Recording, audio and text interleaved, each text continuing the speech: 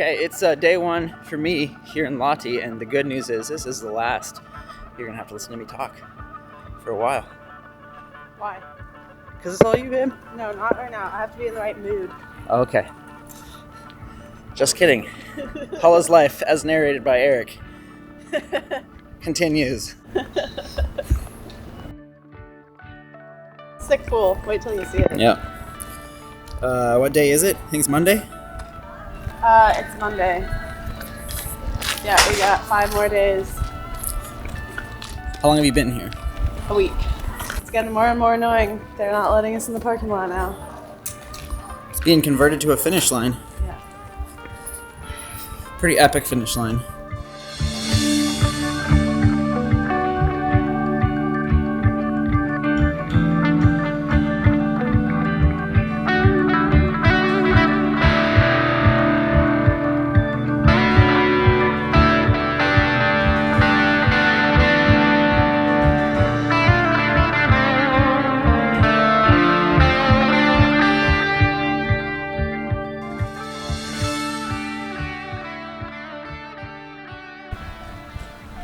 Okay. Now what? Coffee. Valtteri Bottas coffee. Thought you'd never offer. Accept. Okay. I've been there probably 10 times. Time to Making shake sure you there. Valtteri Bottas doesn't go broke. Yeah.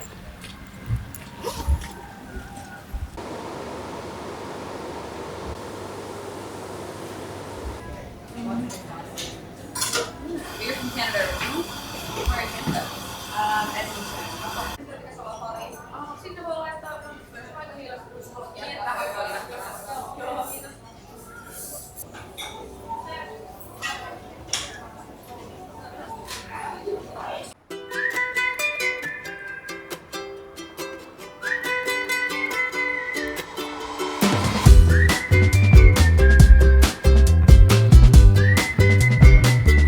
Okay, what are we doing? A run.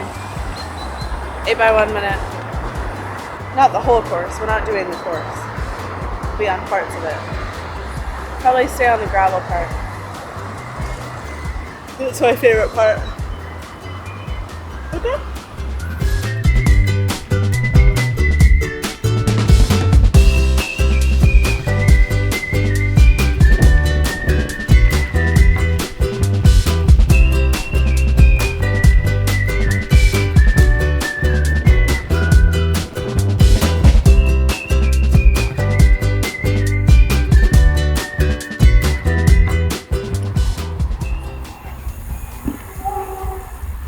Dive off that thing. You dive off that? Yeah. Oh, that's sick. Yeah, we should probably come tomorrow and swim in it. Alright. I'm gonna do 2 that way, 2 back, and then run the lake. Okay. Did you actually have 10 or? I'm doing 8. 8. Okay, 10. Treat!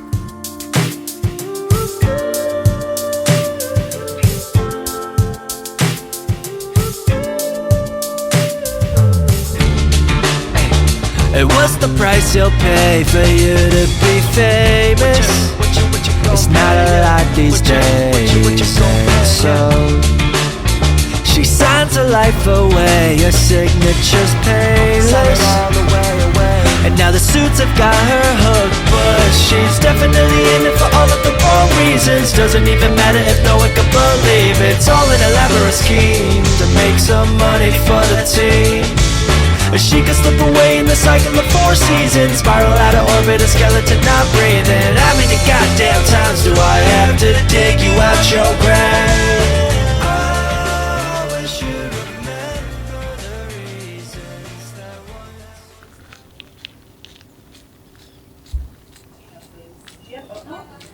once. We only have Lagerstrom for them. Okay. Maybe I'll do regulars. So you got to swim with Lionel? Yeah, Lionel did my set with me. How's it looking? Yeah, I told him his stroke was looking good, and he's like, "You're the first person to ever tell me that." It's true though. His stroke looked very relaxed. Yeah, I was just doing it. I was like swimming in his lane, and then he just was like, "Sweet, I'm doing your set." He's like, "This is the perfect set." What was the benefit of having line on your lane? Nobody got in our lane. We had it all to ourselves. Like every lane had like 6, 7 people in it. And me and Lionel were doing our set. Nobody got in. It was amazing. 40 minutes out, flip, 40 minutes back. So you're in the back end of the course. Yeah. Alright. Just because it's quieter. Sweet. Do I need to lube my chain? Do you need to lube my chain? I don't know. Have you been hearing it? I've been lubing it. It's probably fine. Alright. Wow, this bike is so light. This is the lightest triathlon bike. This is the lightest TT bike you'll ever. Every time I pick it up, I'm like, this is lighter than a road bike. Yeah. Do you have any efforts or anything to do? No, I'm just doing a cruise. Cool. Might try to get the QM on the hill, but otherwise it's just a cruise. We're stuck at red lights. This glass is cutting my neck and nothing feels right. Baby, let's walk up the edge. Little lady, we need a miracle or I'm planning our funeral. There ain't nothing left, there ain't nothing left. I got the windows down, got the wind in my hair. I'm as free as a bird, baby, I don't ever care. Got the city lights shining bright, it's like a dream. Ever since you walked out my life, I'm stuck between living in the moment and feeling so alive versus wanting to go back in the past and make it right. But a story has ended, there's no more chapters left in it. There ain't no purpose to rework all the hurt no more. We're stuck at red lights, this glass is cutting my neck and nothing feels right. Baby, let's walk up the edge, little lady, we need a miracle or I'm planning our funeral. Bleeding out to death, bleeding out to death. We're stuck in red lights, this glass is cutting my neck and nothing feels right. Baby, let's walk up the edge, little lady, we need a miracle or I'm planning our funeral. There ain't nothing left, there ain't nothing left. It's just going to be, fast from the beginning. It's the pavement is like pristine here, so I think that we're going to see some super fast bike times. This morning in the water, and the water was super nice, so yeah, excited for Saturday. Next to sign the board is Paula Findlay. Welcome, Paula. Have you been here you have been here for a few days actually, haven't you? You've been here for like a week. Yeah, I got here about 10 days ago after racing in Glasgow, so I feel like it's very familiar, and I It sounded too big.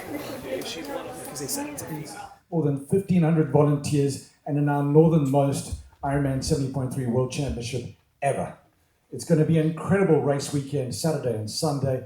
Already the energy here in Lahti is Last year was kind of a crazy breakthrough for me at this level, and it just gave me confidence, if anything, that I belong and can race at this level. And anything can happen, and everyone's fast and amazing here, so we'll see.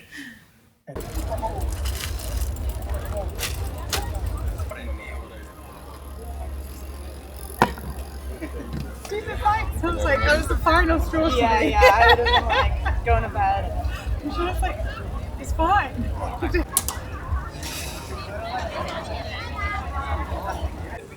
One goal.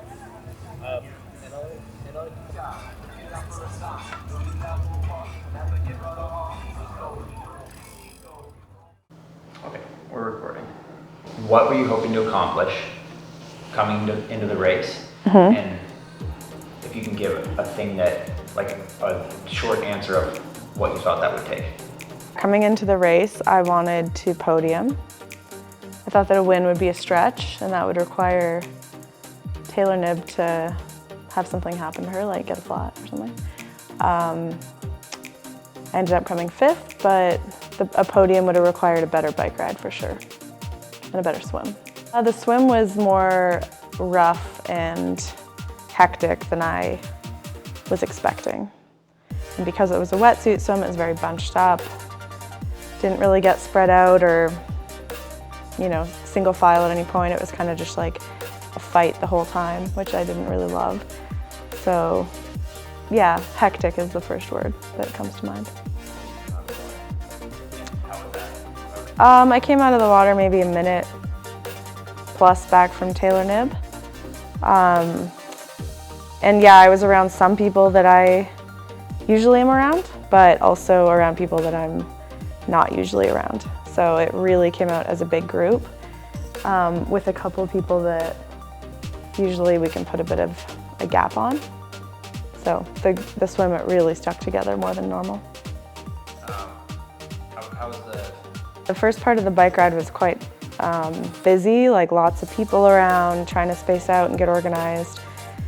And I didn't have a great transition, so I was out at the back of that whole mess and just trying not to get a drafting penalty and take my time not to panic, but also get organized and get ready to go when Daniela went up the road. So looking back, maybe would have been a bit more aggressive at the start to try to string things out early instead of being more complacent and waiting for the open road.